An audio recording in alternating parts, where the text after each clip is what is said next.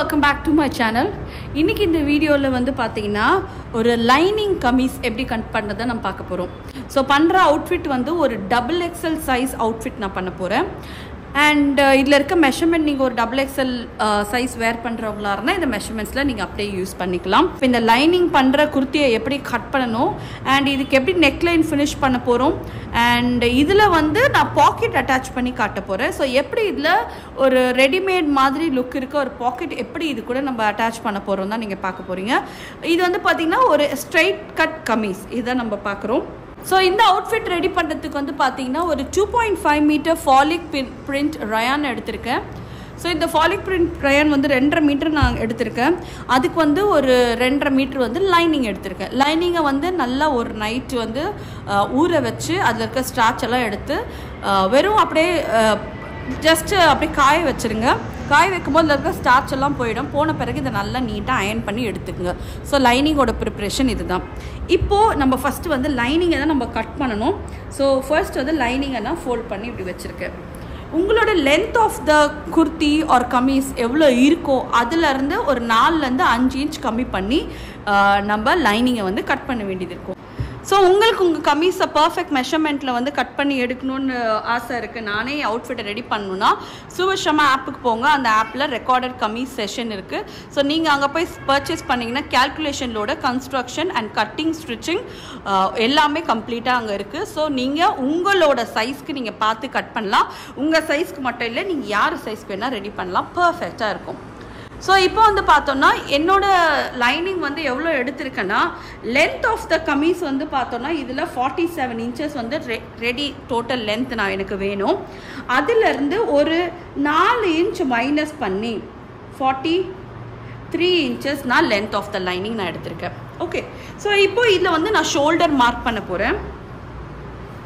Shoulder வந்து பேக்கில் ஒரு 7.5 இன்ச் வைக்கிறேன். 7.5 நான் வைக்கிறேன். 7.5க்கு ஒரு லைன் வரைஞ்சிடுறேன்.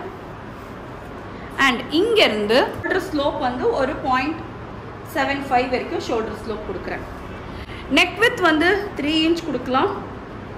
3லேருந்து 3.25 வரைக்கும் வந்து நெக் வித் கொடுக்கலாம். ஸோ நான் 3.25 நெக் வித் கொடுத்துருக்கேன். ஸோ இந்த ஷோல்டர் ஸ்லோப்பையும் நெக் வித்தையும் இதோட நான் கனெக்ட் பண்ணிடுறேன்.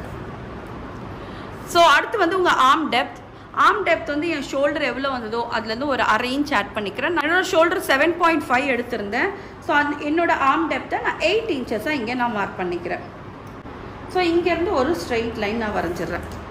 இது என்னோட ஆர்ம் டெப்த். அதுக்கப்புறம் என்னோட அப்பர் பாடி மார்க் பண்ண போகிறேன். என்னோட அப்பர் பாடி கூட நான் ஒரு 4 இன்ச் ஈஸ் ஆட் பண்ணி டிவைடட் பை 4 பண்ண போகிறேன்.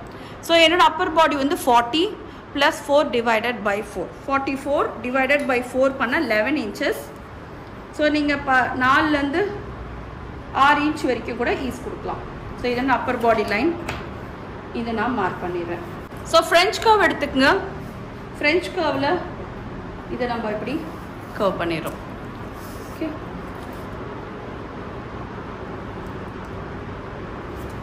ஸோ டேப்பை இப்படி வெர்டிக்கலாக ஹையஸ்ட் பாயிண்டில் இங்கே இப்படி வச்சுருங்க. வச்சு இதுலேருந்து வெர்டிக்கல் லைன்ஸ் நம்ம மார்க் பண்ணிக்கிறோம். வெர்டிக்கல் லைன்ஸ் பார்த்தீங்கன்னா நம்மளோட வேஸ்ட் அண்ட் ஹிப் மேலேருந்து ஒரு 15 இன்ச் 15 இன்ச்சஸ்க்கு என்னோட வேஸ்ட் நான் மார்க் பண்ணுறேன். ஓகே, அதே மாதிரி மேலேருந்து ஒரு 22 இன்ச்சஸ்க்கு வந்து என்னோட ஹிப் லைன் மார்க் பண்ணுறேன். ஓகே, ஸோ இது வந்து என்னோட அப்பர் பாடி அண்ட் இது வந்து என்னோட வேஸ்ட் லைன் அண்ட் இது வந்து என்னோட ஹிப் லைன். ஓகே, ஸோ இப்போ என்னோட வேஸ்ட் லைன் எப்படி எடுக்கணும்னா ஸோ நார்மலாக வந்து ஒரு டபுள் எக்ஸ்எல் சைஸ் இருக்கவங்களுக்கு வேஸ்ட் வந்து ஒரு 10 இன்ச்சஸ் கொடுக்கலாம். ஸோ மேலே 11 எடுத்தோமா அப்பர் பாடி அதுலேருந்து 1 இன்ச் இங்கே மைனஸ் பண்ணிக்கிங்க. ஹிப் லைன் வந்து பார்த்தீங்கன்னா 12லேருந்து 13 இன்ச்சஸ் 13 இன்ச்சஸ் வரைக்கும் கொடுக்கலாம். 12.5 எடுத்தால் ரொம்ப ஃபிட்டிங்காக இருக்கும். ஸோ 13 எடுக்கும்போது உங்களுக்கு கொஞ்சம் ஈஸோடு இருக்கும். ஸோ ஓரளவுக்கு இதை ஸ்ட்ரைட்டன் பண்ணிவிட்டு இதை எப்படி ஷேப் பண்ணிக்கிங்க. அண்ட் இந்த லைன் இதோடு எப்படி கனெக்ட் ஆகணும். இப்போது என்னோட லென்த் ஆஃப் த கமீஸ் எவ்வளோ தூரம் போகுதோ அது வரைக்கும் நான் இதை ஸ்ட்ரைட்டன் பண்ணணும். கீழே இங்கே முடியுது இல்லையா இந்த ஹெம்மிங் ஃப்ளேரு, இங்கே மேலே வந்து நான் 13 இன்ச்சஸ் நான் இங்கே கொடுத்துருந்தேன். ஸோ அங்கே கீழே வரும்போது நான் ஒரு 14 இன்ச்சஸ் நான் எடுத்துக்கிறேன். சும்மா 1 இன்ச் எக்ஸ்ட்ரா எடுத்து இதை நான் இப்படி ஸ்ட்ரைட்டன் பண்ணிக்கிறேன்.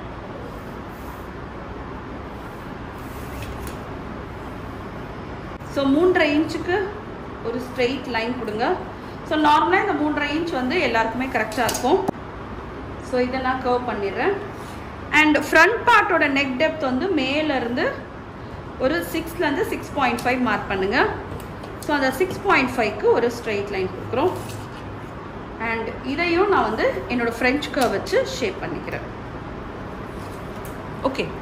ஸோ இப்போ இதுக்கு வந்து சீம் அலவன்ஸ் கொடுக்கணும். நார்மலாக இப்போ நான் சீம் அலவன்ஸ் எல்லாம் மார்க் பண்ணியிருக்கேன். இப்போ இதுக்கு வந்து நம்ம சீம் அலவன்ஸ் ஆட் பண்ண போகிறோம். சீம் அலவன்ஸ் வந்து பார்த்தீங்கன்னா இங்கேருந்து ஒரு 1.5 இன்ச் 1.5 என்னோட ஹிப்லேருந்து 1.5. ஆனால் வந்து என்னோட ஹிப் லைன் கிட்ட வரும்போது 1.5 தேவைப்படாது, 1 இன்ச் கொடுத்தா போதும். நார்மலாக இந்த ஹிப் லைன் வந்து பார்த்தீங்கன்னா இந்த ஸ்லிட்டு வந்து 1 இன்ச்சு தான் நம்ம மடித்து கொடுப்போம். 1 இன்ச்சுக்கு மேலே ஸ்லிட்டோட பாயிண்ட் இருந்து தான் மடித்து கொடுக்க நமக்கு நீட்டாக வராது. ஸோ அதனால் நான் 1 இன்ச் மார்க் பண்ணியிருக்கேன். ஸோ இந்த பாயிண்ட்டையும் இந்த பாயிண்ட்டையும் இப்படி கனெக்ட் பண்ணிட்டோம். அப்பர் பாடியையும் ஹிப்பையும் இப்படி கனெக்ட் பண்ணி அதை ஷேப் பண்ணிட்டோம். ஓகே. ஸோ இது வந்து பேக் பார்ட்டுக்கு. இப்போ ஃப்ரண்ட் பார்ட்டுக்கு வந்து ஃப்ரண்ட்டோட ஆர்ம் ஹோல் வந்து கொஞ்சம் ஷேப்பாக இருந்தால் நல்லாயிருக்கும். ஸோ அதனால் இங்கேருந்து இது பாதி எடுக்கிறேன். எவ்வளோ தூரம் வருதோ அதை ஒரு மார்க் பண்ணுங்கள். அங்கேருந்து ஒரு 1/2 இன்ச் உள்பக்கமாக வந்து இந்த ஃப்ரெஞ்ச் கர்வை இப்போ நம்ம இதில் வைக்கலாம்.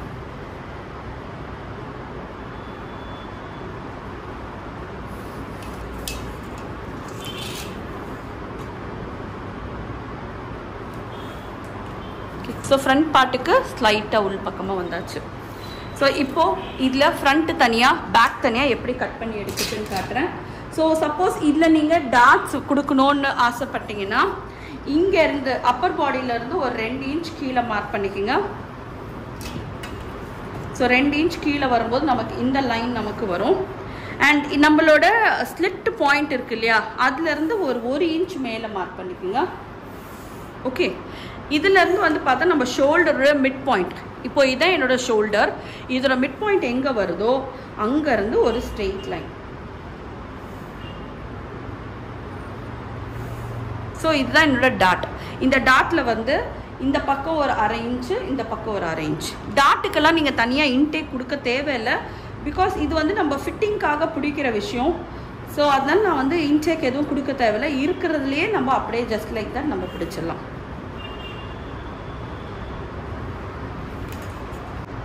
ஸோ இது வந்து என்னோட கமீஸோட மார்க்கிங். இப்போ இதில் ஃப்ரண்ட்டும் பேக்கும் எப்படி கட் பண்ணி எடுக்கிறதுன்னு காட்டுறேன்.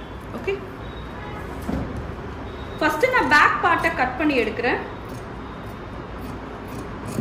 ஃபஸ்ட்டு பேக் கட் பண்ணுங்கள், பேக் நெக் லைன் கட் பண்ணுங்கள், அதுக்கப்புறம் நம்ம ஃப்ரண்ட் கட் பண்ணிக்கலாம். ஓகே.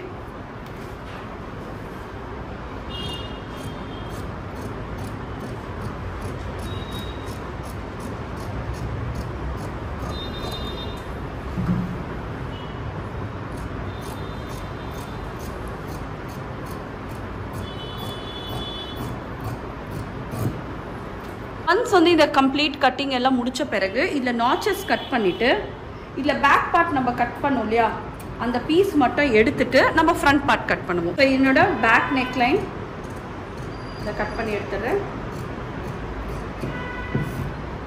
ஓகே. ஸோ இப்போ இதில் என்னோட மெயின் கார்மெண்ட் கட் பண்ண போகிறேன். அதுக்கு முன்னாடி இது என்னோட பேக் பார்ட். இந்த பேக் பார்ட்டை உள்பக்கமாக மடிச்சிருங்க. இப்போ என்னோட ஃப்ரண்ட் பார்ட்டை இப்படி ஓப்பன் பண்ணிடுறேன். ஸோ இப்போ இந்த ஃப்ரண்ட் பார்ட்டில் இந்த நெக் லைனும் இந்த ஆர்ம் ஹோலும் இங்கே நான் கட் பண்ண போகிறேன்.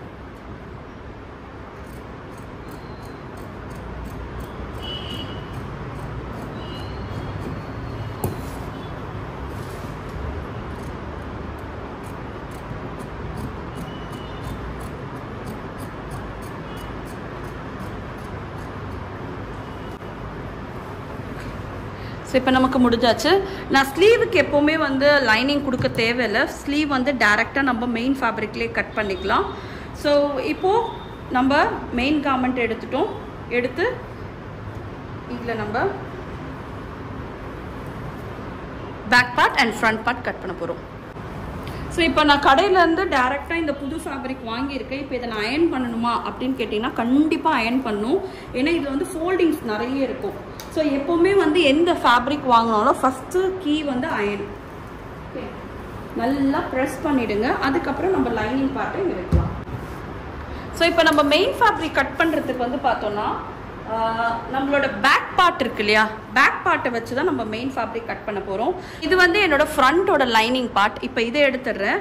என்னோட பேக்கோட லைனிங் பார்ட்டை நல்லா இப்படி ஈவன் அவுட்டாக வச்சு நம்மளோட மெயின் ஃபேப்ரிக்கை இப்போ நம்ம இதில் கட் பண்ண போகிறோம். இந்த நெக்லைன்லேருந்து இந்த ஆம் ஹோல்லேருந்து சுற்றி ஒரு 1/2 inch விட்டு இதை நம்ம கட் பண்ணுறோம். ஓகே, ஸோ இப்போ பாருங்கள், இங்கேருந்து அப்படியே 1/2 inch விட்டு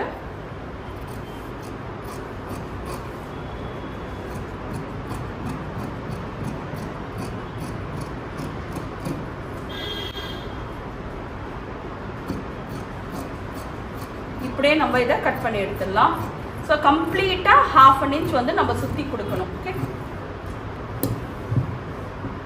ஸோ இப்போ இந்த இடத்துல இருக்குது பார்த்தீங்களா, இந்த பீஸை வந்து நான் என்னோட ஸ்லீவுக்காக நான் எடுத்துப்பேன்.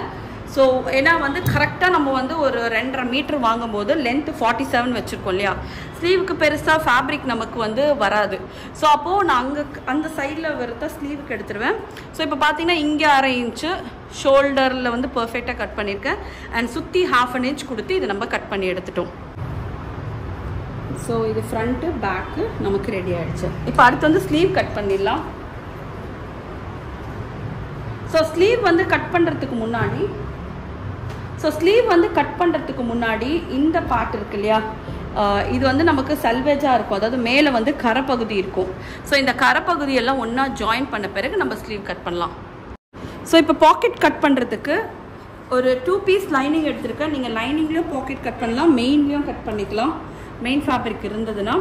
ஸோ ஃபர்ஸ்ட் வந்து கீழே ஒரு லைன் வரைஞ்சிடுறேன்.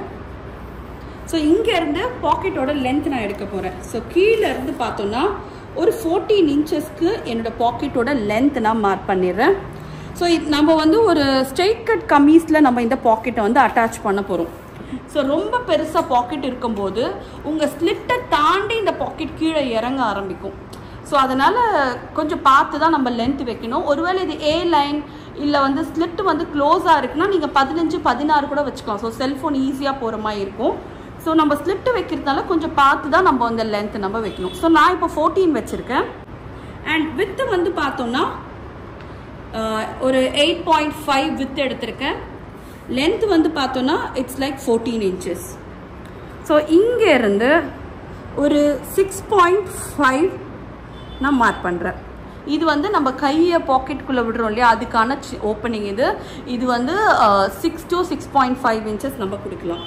இப்போ எப்படி இது கட்டிங் வரப்போகுது பார்த்தீங்கன்னா, இந்த பாயிண்ட்லேருந்து இந்த பாயிண்ட் வரைக்கும் இப்படி நம்ம ஷேப்பாக கொண்டு வரணும் இதை.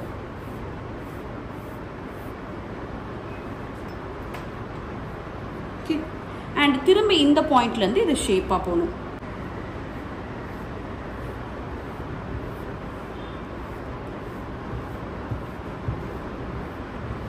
ஸோ ஆக்சுவலாக பார்த்தீங்கன்னா ஸ்ட்ரெயிட் கட் கமீஸ்க்கு இது கொஞ்சம் பெரிய பாக்கெட் தான், பட் இருந்தாலும் பரவாயில்லன்னு நான் வச்சுருக்கேன். ஸோ இது ஒரு ஏ லைன் கமீஸாக இருந்ததுன்னா ஓகே இது. ஓகே, ஸோ ஒரு செல் போகிற மாதிரி நம்ம வந்து இதை பிளான் பண்ணிக்கலாம். ஸோ இப்போ இதை கட் பண்ணி எடுத்துடலாம். ஸோ இதை எப்படி ஜாயின் பண்ணி ஸ்டிச் பண்ணுறது நம்ம பார்க்கலாம் இப்போ.